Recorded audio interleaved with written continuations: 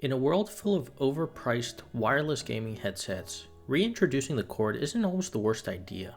FIFINE has done just that with some of their wired gaming headset models, and I'll be checking out two of their recent offerings, which come in at an incredibly affordable price. As a disclaimer, FIFINE themselves sent me their H9 and H13 headsets. I wasn't given any restrictions and wasn't paid for this review, so these are my genuine thoughts. Let me start with the price, because this is where these headsets really shine.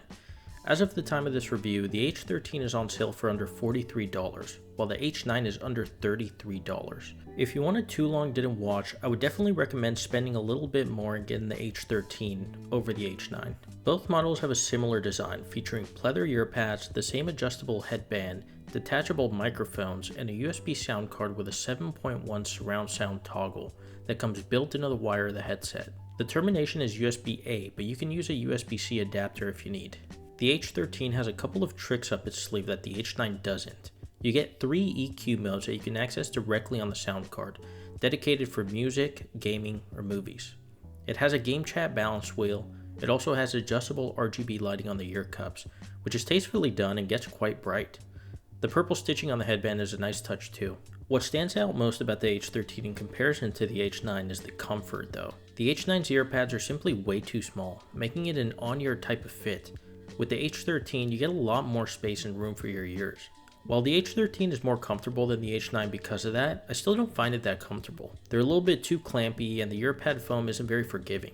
The pleather ear pads can make your ears pretty sweaty too, but for the price, we can overlook some of these flaws. That's because these headsets deliver in other very important areas. Firstly, they both have really good mics for their price points. Perhaps it isn't too surprising since FIFINE's standalone microphones are highly regarded, but I'll let you listen in on the mic test so you can hear for yourself.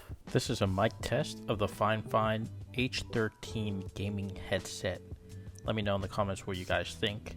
I think it's pretty awesome for the price. This is a mic test of the FIFINE H9 gaming headset.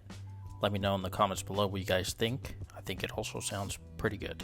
The other good part is that both of these headsets actually sound very solid. I mean, I was even listening to music, particularly with the H13, and I was kind of stunned by how clear vocals sounded and how hard the bass was hitting. That translated to gaming, where everything just sounded really clean and clear. The H13 isn't overly boomy, but the bass is definitely present. The H9 has a little too much low-end emphasis for my liking, but you might like that if you're a bass head. I prefer the sound signature of the H13, as it gives a more crisp and detailed presentation while still maintaining nice tight bass. I definitely prefer these for single-player immersive types of games. The imaging isn't on par with other gaming headsets, headphones, and earbuds for FPS and competitive games. One thing I found odd is that the USB sound card didn't seem to work while the H13 was plugged into my PS5 Pro. I was changing EQs and toggling the 7.1 surround sound on the card, but it wasn't changing anything. It was working on the H9 though, so it might be a PS5 limitation. Not totally sure. Thankfully, the H13 sounds really good out of the box, so it wasn't a huge deal for me, and it should work on PC anyway. That's one of my nitpicks with these headsets, along with the overall comfort of both of them.